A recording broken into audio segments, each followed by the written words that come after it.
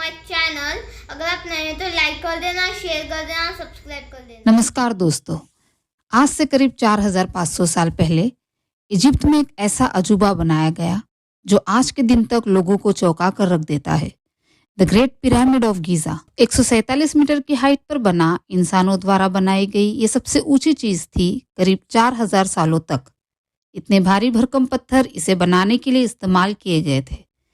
इस पूरे पिरामिड का वजन 6 मिलियन टन बताया जाता है। सबसे हैरान कर देने वाली बात यहाँ पर यह है कि आखिर इसे बनाया कैसे गया, क्योंकि उस जमाने में लोगों के पास कोई भी क्रेन नहीं थी, कोई बुलडोजर नहीं था, कोई बड़ी टेक्नोलॉजी नहीं थी, पहिए भी नहीं थे। लेकिन फिर भी इन लोगों ने एक ऐसा मोन्यूमेंट बनाया जो आज के दिन तक खड़ा है। सोचकर देखो, 4500 साल तक कोई बिल्डिंग बनी रहे, इतनी जलती हुई गर्मी में तूफान आए, बारिश आए, दुनिया में कोई भी इतनी बड़ी, इतनी पुरानी चीज नहीं है जो आज तक सरवाइव कर पाई हो। तो आखिर कैसे हो पाया ये सब?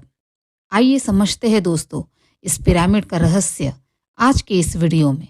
इतिहास में दोस्तों हम जितना पीछे जाते हैं उतना ही मुश्किल होता जाता है श्योरली पता लगाना कि एग्जैक्टली क्या हुआ था, कैसे हुआ था और कब हुआ था।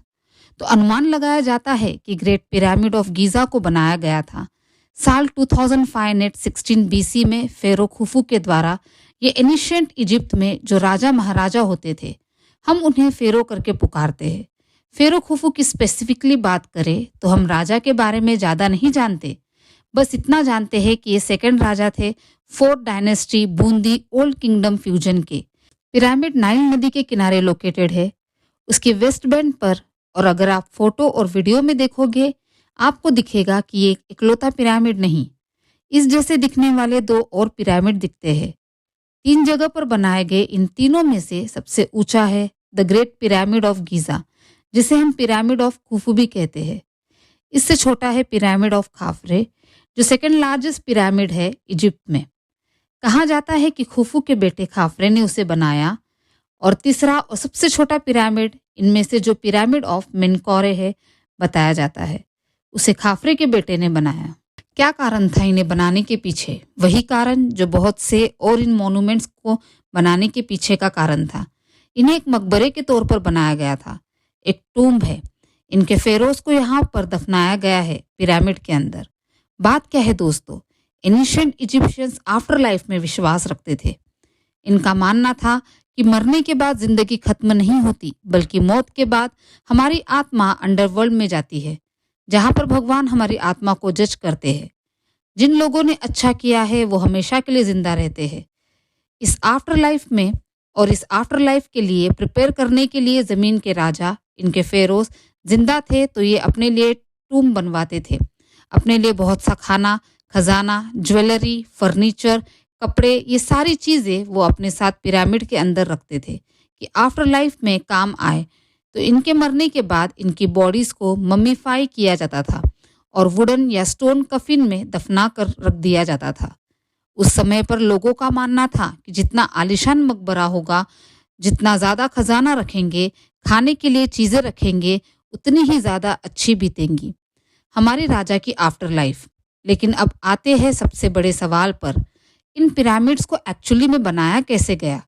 सही मायनों में देखा जाए तो यही आखिरी में दोस्तों सबसे मिस्टीरियस चीज़ है इन पिरामिड्स के बारे में।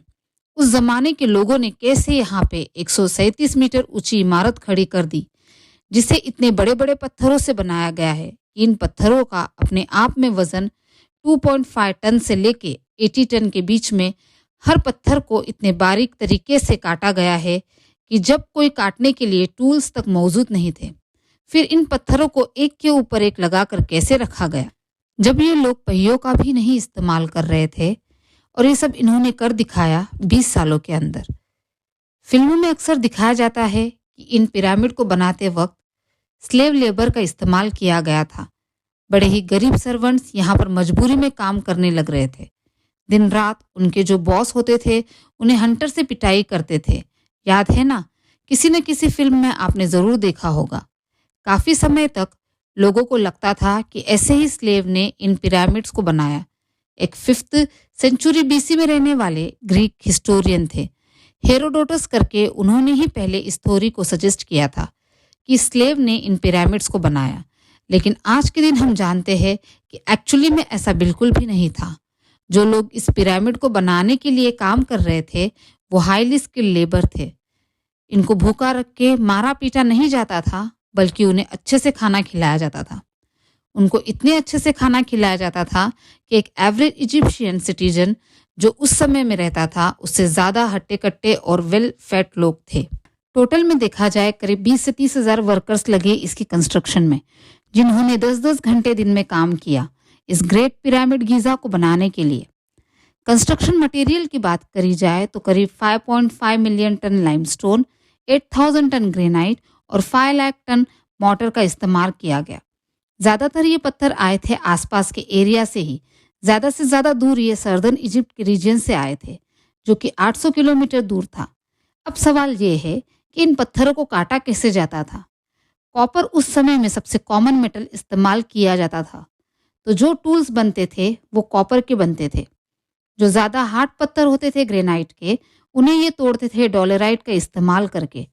कई तरीके इनके काफ़ी यूनिक होते थे, जैसे कि पत्थरों के अंदर ये क्रैक और होज को ढूंढते थे और हथौड़े से उसके अंदर वुड के बने हुए वेजेस डाल देते थे जो पानी के अंदर सोक किए गए थे। जैसे वो पत्थर पानी को अब्जॉर्ब करता, ये वेजेस जो है वो और एक्सपेंड हो जाते और वो पत्थर टूट जाता। इन सबसे बड़े सवाल पर आए, इन पत्थर को मूव कैसे किया जाता था। उस समय पर व्हील्स कार्ट्स में इस्तेमाल नहीं किए जाते थे। कोई गाड़ी या मशीन नहीं थी कि नीचे पहिए लगाए, उस पर पत्थर डाले और हिलाकर लेकर चले गए। सबसे पॉसिबल थियरी है कि यहाँ पर इतनी दूर से पत्थरों को लाने के लिए ये राफ्ट से बनाते थे जो नदी पर तैरती थी। उसके बाद जब पत्थर पिरामिड के पास आ गया, एक के ऊपर एक पत्थर रखने के लिए इस स्लेज का इस्तेमाल करते थे। अब अगला सवाल यह उठता है, आप पूछोगे, अच्छा चलो मान लिया पत्थरों को धक्का मारकर इधर से उधर रेत में ले जाया जा सकता है, लेकिन पत्थरों को एक दूसरे के ऊपर कैसे रखा जा सकता है? इतने भारी वजन को आखिर में कैसे उठाया जाए बिना मशीनों का इस्तेमाल करे? अब आमतौर पर पुलिस का एक सिस्टम बनाया जा सकता है इसे उठाने के लिए, लेकिन मैंने जैसे आपको बताया जो व्हील्स था वो इस समय पर 4th डायनेस्टी के द्वारा एग्जिस्ट नहीं करता था। ये एग्जिस्ट करता था लेकिन उसे सिर्फ पॉटरी के लिए इस्तेमाल किया जाता था। तो इसका जवाब है यहाँ पर दोस्तों, एक रैम का बड़ा ही अनोखा सिस्टम बनाया गया। साल 2015 में इंग्लिश और फ्रेंच आर्कियोलॉजिस्ट की एक टीम ने एक 4500 साल पुराना वुडन रैम्प अनकवर किया एक क्वारी से। तो स्कॉलर ने कहा कि एक इस तरीके का रैम्प बनाया गया होगा उस समय पर, जो कि एक स्ट्रेट स्लोप था ग्राउंड से लेकर टॉप तक। इस स्लोप के ऊपर पत्थरों को धक्का मारने के लिए इन्होंने एक सिस्टम यूज किया जहां पर इन्होंने लकड़ी के डंडे गाड़ दिया। फिर इन्होंने रस्सियों का इस्तेमाल किया उन डंडों के राउंड उस पत्थर को ऊपर खींचने के लिए, कुछ इस तरीके से जैसा आप आर्ट वर्क में देख सकते हैं। इसे सजेस्ट किया गया था फिजिस्ट जोसेफ बेस्ट के द्वारा साल 2014 में। इस थ्योरी के अकॉर्डिंग पिरामिड का हर एक लेवल कंप्लीट करने के बाद इन लोगों ने एक नया स्लोप बनाया होगा, और ताकि स्लोप का एंगल ज़्यादा ना हो, इस स्लोप को पीछे तक ले गए होंगे, यानी इस स्लोप को ज़्यादा पीछे से शुरू करे बनाना ताकि ज़्यादा टिल्ट ना आए उस स्लोप में। इसके अलावा एक दूसरी थ्योरी कहती है कि इन्होंने एक लीवर्स का सिस्टम इस्तेमाल किया होगा पत्थरों को एक के ऊपर एक रखने के लिए। ड्राइंग में देखिए किस तरीके से काम करता है। बेसिकली एक मिडिल पॉइंट ले लिया जिसकी हाइट थोड़ी सी ज़्यादा हो, इसके ऊपर एक डंडा लगाया और डंडे की दूसरी तरफ कुछ वजन डाला हो और उसको फिर घुमाकर ऊपर प्लेस कर दिया। स्कॉलर्स का मानना है कि ऐसा ही एक सिमिलर सिस्टम जिसका नाम इन्होंने दिया है शैडो ऑफ इजिप्ट में एग्जिस्ट करता था। हजारों सालों से इस मैकेनिज्म का ये लोग पानी निकालने के लिए भी इस्तेमाल करते थे, नाइल नदी से अपने खेतों को इरिगेट करने के लिए। दोनों थ्योरी सुनने में काफ़ी अच्छी लगती है, लेकिन प्रॉब्लम आ जाती है यहाँ पर कंस्ट्रक्शन टाइम। अब हम जानते हैं कि पिरामिड को 20 सालों के अंदर कंप्लीट किया गया था। अब 20,000 लोग अगर एक एक करके यहाँ पर पत्थर इस तरीके से ट्रांसपोर्ट करेंगे तो हर 3 मिनट पर एक एक पत्थर यहाँ पर प्लेस किया जाना चाहिए, साल के हर एक दिन पर, जो कि काफ़ी अनलाइकली लगता है कि इतनी स्पीड से इन्होंने काम किया गया होगा यहाँ पर। एग्जैक्टली यही रीज़न है दोस्तों कि आज के दिन तक ये चीज़ एक बड़ी मिस्ट्री है। ये दोनों थ्योरी सुनने में ठीक लगती है, लेकिन पूरी तरीके से एक्सप्लेन नहीं करती कि एग्जैक्टली क्या हुआ यहाँ। हम यहाँ पर ये ज़रूर जानते हैं कि शुरू की कुछ पिरामिड की लेयर है, उन्हें बिना किसी मोटर यानी बिना किसी गारा के प्लेस किया गया, लेकिन ऊपर की लेयर में मोटार ज़रूर यूज़ किया गया था, जिसकी वजह से स्टेबिलिटी बढ़ती है स्ट्रक्चर की। और यही कारण है कि इतने हजारों सालों में अर्थक्वेक आए फिर भी ये पिरामिड ऑफ गीज़ा आज के दिन तक खड़ा है। वैसे इस मोटार के बारे में भी एक मिस्ट्री है। साइंटिस्ट ये ज़रूर जानते हैं कि इसकी एग्जैक्ट केमिस्ट्री क्या है, लेकिन साइंटिस्ट इसे दोबारा से बना नहीं पाए। फाइनली कंस्ट्रक्शन की आखिरी स्टेप पिरामिड की जो बाहर की लेयर थी वो बड़े ही फाइन वाइटिश लाइमस्टोन से बनी थी, जिसका मतलब ये है कि जब भी यहाँ पर सनलाइट आती थी ये सारे पिरामिड्स बहुत ही वाइट कलर के चमकते होंगे। ये एक ऐसी चीज़ है जो इतने हजारों साल बाद टूट गई। बाहर की ये लेयर वॉर्न ऑफ हो चुकी है कुफू और मेनकाउरे के पिरामिड से, लेकिन काफरे के पिरामिड में ऊपर ऊपर आप थोड़ा सा अभी भी देख सकते हैं इस लेयर को। अब कंस्ट्रक्शन से आगे बढ़कर इन पिरामिड के डिज़ाइन, तो ये भी बड़ी फैसिनेटिंग चीज़ है। क्या आप जानते हैं इन पिरामिड्स को इस तरीके से डिज़ाइन किया गया है कि इनकी चारों directions north east south west में एग्जैक्टली पॉइंट कर रही है। एक बहुत छोटा सा एरर है यहाँ पर, 1 to 115 ऑफ 1 डिग्री का एरर है, जो कि बहुत थोड़ा एरर होता है और ऑलमोस्ट यही मान लो कि बड़े ही एक्यूरेट तरीके से चारों डायरेक्शन की तरफ पॉइंट कर रहे हैं। कैसे हो सकता है? उस वक्त कोई कंपास मौजूद नहीं था, कोई मॉडर्न टेक्नोलॉजी नहीं थी, जीपीएस टेक्नोलॉजी नहीं थी। तो एक बार फिर से रिसर्चर ने अपनी थ्योरेटिकल एक्सप्लेनेशन देने की कोशिश करी कि इजिप्शियन ने इतना हाई लेवल प्रिसीशन कैसे अचीव किया। एक पॉपुलर थ्योरी इसको लेकर बताती जाती है, ऑटम इक्विनॉक्स की जब धरती का टिल्ट इस तरीके से हो जाता है कि दिन और रात एग्जैक्टली इक्वल होते हैं, जमीन पर पड़ने वाली शेडो बिल्कुल स्ट्रेट लाइन में होती है, ईस्ट और वेस्ट डायरेक्शन की। अगर इजिप्शियंस ने इस तरीके का इस्तेमाल किया था तो जो डिग्री ऑफ एरर उनकी कैलकुलेशन में आया था वही डिग्री ऑफ एरर इस शैडो में भी मौजूद होता है जब ऑटम इक्विनॉक्स होता है। तो दूसरी थ्योरी यहाँ पर बताई जाती है, कॉन्स्टेलेशन थ्योरी। आसमान में जो तारे हैं उनकी डायरेक्शन को देखकर यहाँ पर इजिप्शियंस ने अपने डिजाइन को अलाइन किया। 1989 में रॉबर्ट बॉयल, एक ऑथर और इजिप्टोलॉजी इंथुजियास्ट, इन्होंने अपनी एक ओरियन कोरिलेशन थ्योरी बनाई। इन्होंने कहा ये पिरामिड ऑफ गीजा है, वो एक्चुअली में ओरियन बेल्ट की जो तारे हैं उनके 3 तारों के सीधे लाइट में अलाइन है। ये अलाइनमेंट इंटेंशनली थी और एशियंट इजिप्शियन जानते थे। एस्ट्रोनॉमी के बारे में वो तारों को रात में ट्रैक करते थे और उन्हें स्टडी करते थे।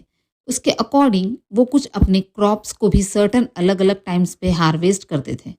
हिस्टोरियन का मानना है कि एक फ्रिंज थ्योरी है। फ्रिंज का मतलब जो भी मेन स्ट्रीम नहीं। कुछ पॉइंट जो इस थ्योरी के खिलाफ दिए जाते हैं कि तीनों पिरामिड्स एक टाइम पर प्लान नहीं किए गए थे, ना ही एक टाइम पर बनाए गए थे। और 1999 में जब एक एस्ट्रोनॉमर्स ने एक्चुअली में इस थ्योरी को टेस्ट आउट किया और ओरियन कॉन्स्टलेशन के स्टार्स को देखा तो पता चला कि एग्जैक्टली पिरामिड्स अलाइन नहीं करते हैं उसके अकॉर्डिंग। और बात यह है कि आज एक्चुअली में जो कॉन्स्टलेशन है वो थोड़ा हिल गया है। इतने हजारों सालों बाद स्टार्स की अलाइनमेंट वो सेम तरीके से नहीं है जो आज के दिन तक हम देखते हैं।